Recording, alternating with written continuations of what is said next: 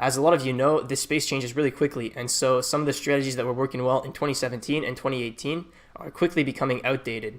And so in order to be successful and to stay consistent, you need to constantly adapt, and that's what I'm going to be focusing on in this video. I'm going to be talking about the main strategy changes that I think you should implement in order to be successful in 2019. So without further ado, let's get right into the content. So first off, I want to talk about niching down. I think that it's becoming increasingly important for people to move towards a one product store strategy or a niche store strategy in order to differentiate yourself from the mass of sellers who are just working on general stores. Now, the reason being is that general stores aren't converting as well due to the number of people that have had bad experiences with similar stores in 2017 and 2018. So if you weren't aware, dropshipping as a business model has been on a massive uptrend since 2016, 2017, and a lot of people have been getting into it and making general stores. And the thing is that people are starting to recognize the patterns of what a dropshipping store looks like, and so many people have had terrible experiences with these stores. Like, people don't like waiting more than like a week to get their products. So people aren't going to reorder if they know that it's a dropshipping store. And people are starting to get smarter and to start recognizing these stores. So you really need to move away from the image of just being a general dropshipping store. What you want to do instead is focus in on a niche or a product and build a brand around it and focus on the design. That's what I put here. You want to also place an increased focus on the store's design to avoid being perceived as just another dropshipping store. And this is really important. And I want to show you a few things to convey my point better. So this is the first thing I want to show you. This is Google Trends for dropshipping. And this is 2004 to present. So as you can see, dropshipping has been around for a while. But if we get to about December 2015, it's really when the uptrend started over here. And since 2017 is when it really went parabolic. So as you can see, dropshipping since January 2017 is now 3 times bigger in size according to Google Trends. And now this is obviously just search interest, but you have to keep in mind that this is the amount of people searching about dropshipping every day. So three times more people are searching about dropshipping than they were 1 or 2 years ago, right? So you're looking at a massive increase in the amount of dropshippers and in competition, in the amount of general stores, and the amount of awareness for dropshipping in general. So that's why I'm saying that it's important to move away and differentiate yourself from the rest of sellers who are all just doing general stores.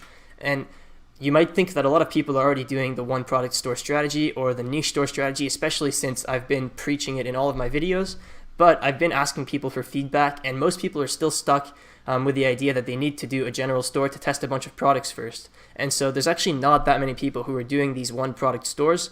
And I think that it's going to be one of the biggest shifts that's going to happen in 2019. I think more and more people are going to be switching to one product stores or niche stores because they just work better at the moment. The thing I want to show you is a comparison of a general store versus a one product store selling the same product to show you how much more compelling the one product store is. So this is a general store here. They're selling these indestructible shoes, which was a winning product for a while. I think it's still selling pretty well.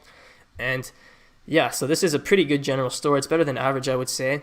But the first thing that happens is when customers see all these categories, all these unrelated products, first thing they usually do is they'll check Amazon or eBay and they'll just price check, because if it's a general store, people understand that there's nothing special that you're offering, right? There's nothing unique, and a big company like Amazon's probably going to be able to offer better prices. Versus if you have a brand, people don't think like that. People are like, oh, I like this brand, I want to see what products they have. But if you have just a general store with all these unrelated products, categories, and everything, people are likely going to check eBay or Amazon to price check. So that's the first error that happens with general stores. Now the second thing is that all general stores kind of have like same patterns, and like I explained before, people that have had bad experiences with general stores in the past are not going to order again because they're going to recognize these patterns. So some of these patterns, for example, this 43 sold in the last hour. It's super common on general stores. All this stuff right here, that's not that bad. This is pretty nice. Quantity breaks, I like quantity breaks, but even quantity breaks are starting to be kind of a pattern that people are recognizing, right? Like you don't see quantity breaks on real e-commerce brand stores. Only on dropshipping stores you see quantity breaks. Now, obviously sometimes like big brands will do deals, right? Like buy 2, get 1 free. But this exact layout of just like buy 2, 8% off, buy 3, 12% off, that's kind of something that people are getting used to seeing on these dropshipping stores. Now, another thing is the countdown, the trust badges. You'll never see trust badges on like a proper brand. They don't need trust badges. And so that's another giveaway for people. And trust badges again here. this guarantee here. It's a good guarantee, but literally every store has this guarantee now. Like, this is copied from Blue Crate, and every store has it. So people are going to start recognizing that.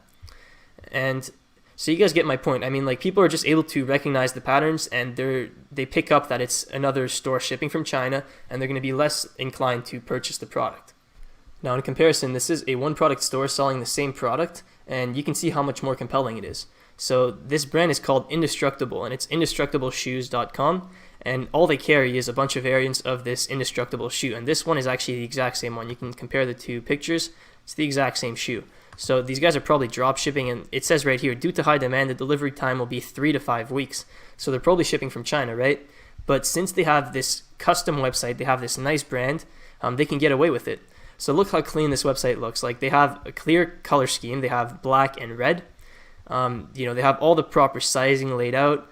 They have these newspaper mentions. They have custom infographic images showing what the product is, shock absorption, lifestyle photos, and it just looks really clean. And they've got this brand Indestructible, so you clearly know this store makes indestructible shoes. So you kind of think that you would think that this is the brand that invented these shoes, right? Even though that's probably not the case. They're probably just drop shipping. So, they're selling all these different stores, all these different indestructible shoes, and I'm sure you could find all of these on AliExpress or on Alibaba and just drop ship them right from China. And they built a whole brand around this winning product, so they found that indestructible shoes were selling well. It was a proven product, so they invested a lot into making this clean website, and it paid off. And to prove to you that it actually paid off, I can show you this is their Facebook page. And this is the only ad that they're running right now. But if we copy the video URL and we check out their ad, you can see that it has a lot of views. It has 14.4 million views this was about a month ago. So you can see, sorry about that. It says, I really need these indestructible shoes. So they put their own brand in the ad, and this is just a dropshipping ad. But the fact that they've got this whole brand going, they were able to really push it. And it says it has 14.4 million views. So you guys can imagine how much sales they did with that. Like, they probably did crazy numbers. And even on their product page, it literally says 3 to 5 weeks shipping. So they're not even being dishonest about their business model. Like, they're obviously not going to say we're drop shippers, but it says due to high demand, the delivery time will be 3 to 5 weeks. So people don't have unrealistic expectations, and people are still willing to order because it looks like the original maker of this product, and people don't feel like they're getting scammed. Now, the next point I want to talk about is focusing more on branding. And this is kind of a continuation of the first point that I was making, but I think this is also important to cover by itself. So first of all, this is easier to do when you have a one product store or a set of products on your store only in a well-defined niche. So for example, that Indestructible Shoes website we just looked at, great example, and you can do great branding with that. Or, there's a ton of brands like High Smile, for example. High Smile, they have one main product, which is their teeth whitening kit, and they can build a massive brand around that, which is actually the biggest teeth whitening company in the world.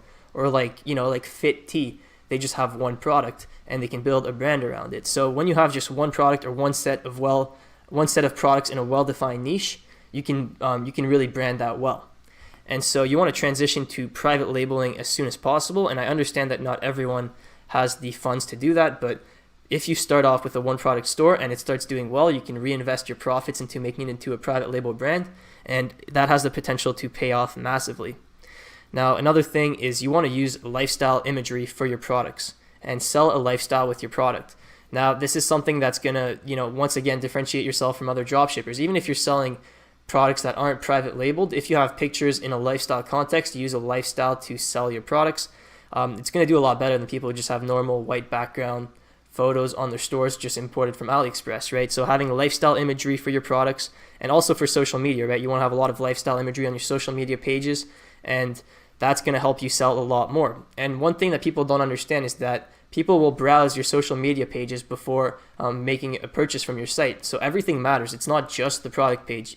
Your social media pages, if they have a lot of lifestyle imagery, a lot of good content, people are way more inclined to actually buy a product. And so that's another big shift that's happening as people becoming more and more skeptical of these stores shipping from China with products not arriving. People are putting in a little bit more research before ordering a product. So your social media pages should have some lifestyle content, and that will make a big difference. Another thing is you can also use micro influencers to generate content. So this goes with this point here, the lifestyle imagery. The best way to do it is with micro influencers. And if you don't know what micro influencers, they're basically influencers that have less than 50 to 100,000 followers. So basically smaller influencers on the smaller end.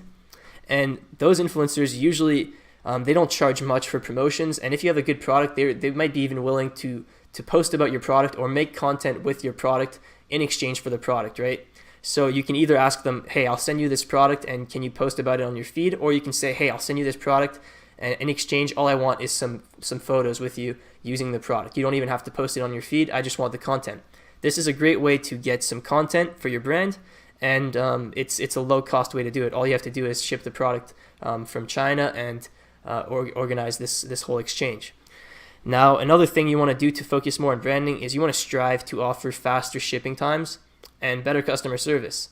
And this, again, is becoming increasingly important. More and more people will send a message to your Facebook page before ordering. They'll be like, hey, what's the where are you shipping from? What are your shipping times? And so if you have good customer service and good shipping times in place, you're going to get a lot more orders. And this actually makes a massive difference. People underestimate how important this is.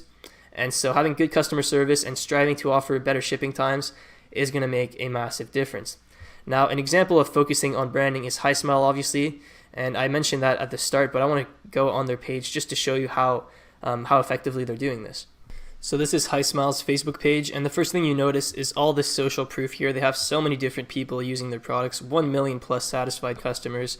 So that obviously plays a big part. And then if you scroll down, I mean, this video has 70 million views. That's just insane. And then if you keep scrolling, you can see all the content that they post every day. So this was 9 hours ago, 22 hours. Yesterday, December 17th, December 17th, 16th. So every day they're posting multiple pieces of original video content. And so what this does is that it keeps their following engaged. It makes them seem like a real brand. And most importantly, all this content, they can use it in ads. So this is great. I mean, they're generating content consistently and they're building a real brand. And the crazy part is that this product isn't even that good. Like, it's just a teeth whitening kit. There's a ton of competitors selling the same thing. You can get it on AliExpress, on Alibaba. Nothing crazy about this product, but the reason they're doing so well is their branding and the amount of content they put out and the amount of influencer marketing that they do. So this is a great example of how you can build a brand around one product, even though your product doesn't have really anything special versus the other options available in the market. What they have is they have great branding, and this allows them to sell a lot more. And another thing you'll see is in the comments, they engage with everyone, right? So they have people actively engaging, and that's what I was saying about good customer service. Like this, if they do this every time, overall it adds up, right? Like if every comment that they put helps convert one more sale, this adds up, and it doesn't cost them a lot to hire more customer service reps. So all these little things, and this is what separates, you know, a regular store from a proper brand that does hundreds of millions of dollars in sales.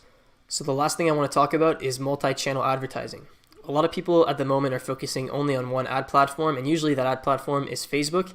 And the problem with this is that when you have all your eggs in one basket, you can really be affected by external factors. So for example, Facebook recently published an update that made users spend a lot less time on Facebook, and the result was a lot less ad space. And that didn't make the amount of advertisers go down. So naturally the cost of ads went up.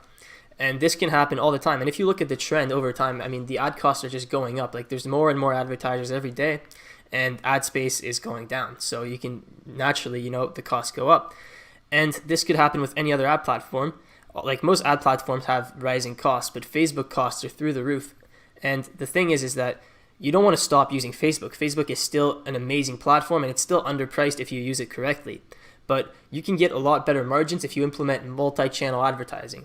And what I mean by that is that you can, for example, I have two examples here. So the first one would be you could reach someone initially on Facebook, and then you could retarget them with a YouTube pre-roll ad. And this is something that I'm seeing a lot more lately. So like, for example, if you see an ad for like a watch that you like and you click on it, you visit their website, but you decide not to go on it, instead of just spending a ton of money trying to retarget you on Facebook where, you know, it's going to be a narrow retargeting audience and there's a lot of people bidding towards you, you could just instead test YouTube and pre-roll ads. So next time I go on YouTube to watch a video, I'm going to have a video of that same watch, and maybe I'll decide to buy it. So that's one thing you could do. Another thing is you could reach someone through Instagram influencers. So you could do big influencer marketing campaigns and not spend any money on cold traffic whatsoever on Facebook, but then have a funnel for your Instagram engagement on Facebook ads where you're retargeting people who have visited your page, engaged with your posts, and you can have a different funnel based on how long ago they were on your page and everything. So you can build these multi-channel funnels and not rely only on one platform